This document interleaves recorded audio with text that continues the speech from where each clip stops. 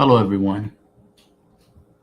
As we know, I once did rideshare, and one of the cons of rideshare is that one can get into a car collision, um, and that can always be what it is, which is could be,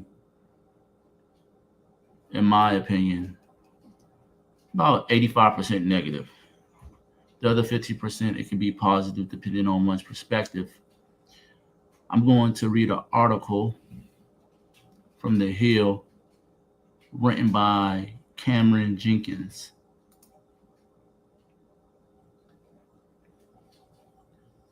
And in this article, you all will see that life happens all the time. Every ride, life happens.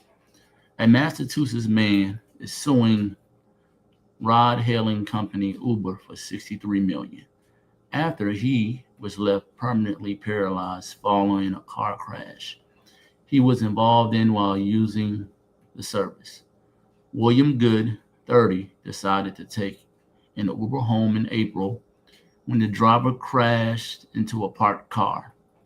In a lawsuit filed on Tuesday, Good alleges negligence on behalf of Uber, says the company is responsible for his injuries and conducting unsafe business practices, his lawyer told NBC Boston.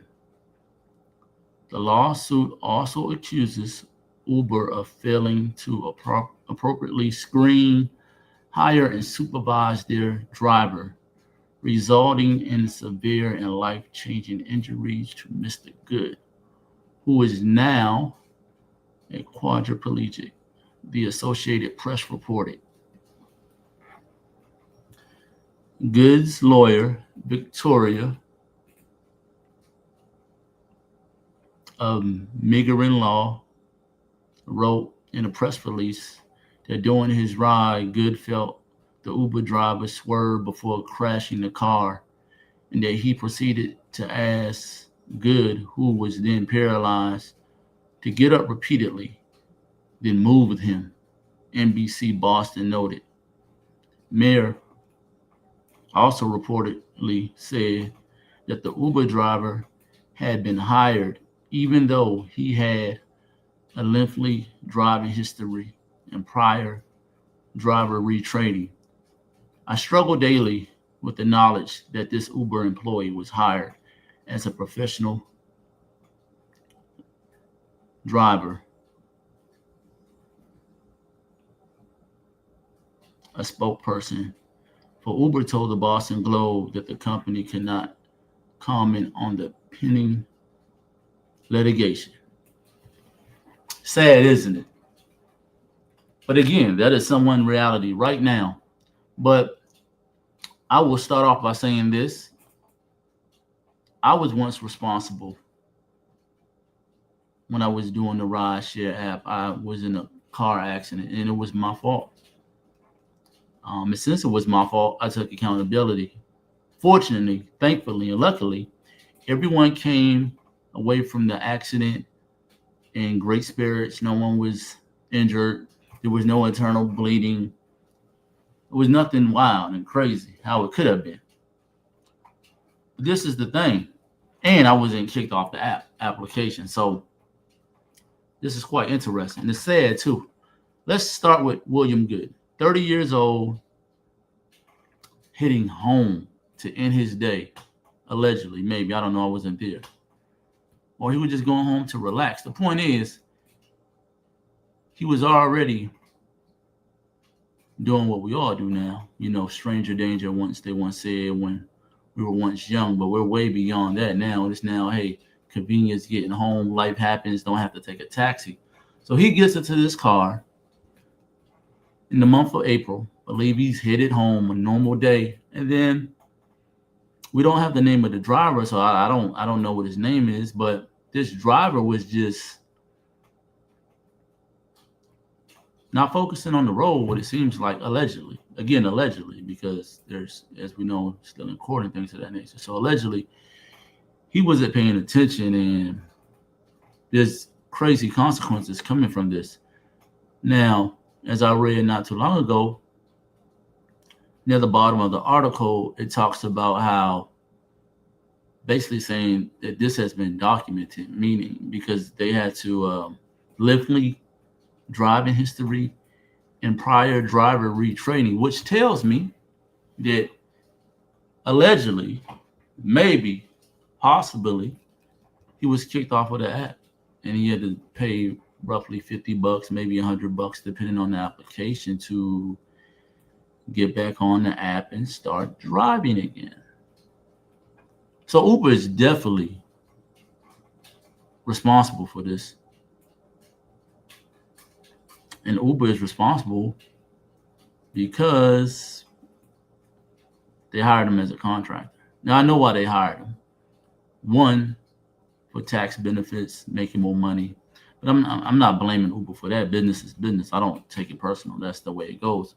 But I am blaming them for putting this person in the position because let's say they didn't allow this driver to get back in the application. And then Mr. William Good most likely would not have been in a car collision with the individual that was not paying attention behind the wheel. I mean, I don't know if he was a single man, a married man, a family man, but I do know that this man enjoyed walking. And this is one thing he will no longer be able to do. Who would have knew? Who would have thought? And I know there's some of you all out there saying, well, hey, he may win the lawsuit and get 63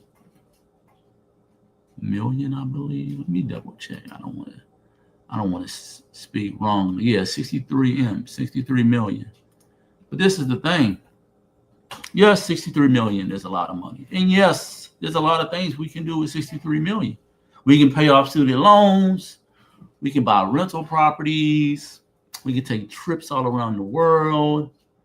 We can buy any vehicle we want for the most part.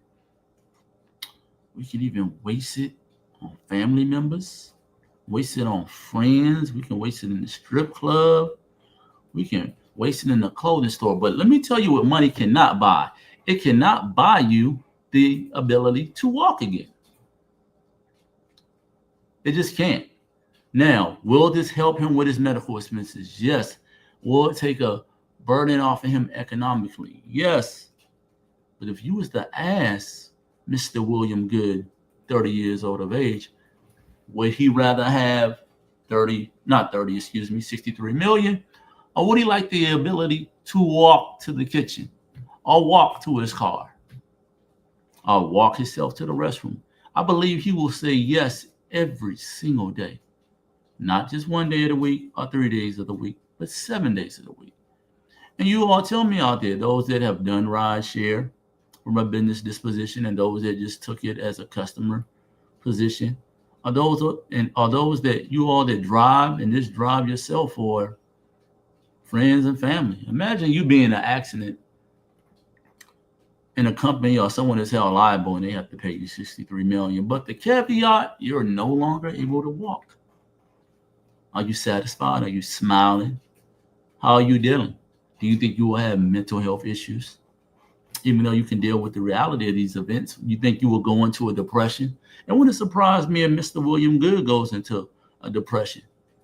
But this is just another reason to be grateful, because with each ride, no matter where you're going, no matter who's in front of the wheel, since you can't control the individuals on the road, you can't control life happening. This can be anyone. And I know it's sad what I'm about to say, but it's the truth. There's someone right now that's about to get into their vehicle doing rideshare,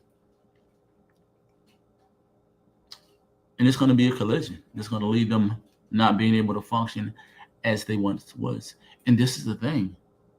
They're not going to get 63 million. I'm just saying.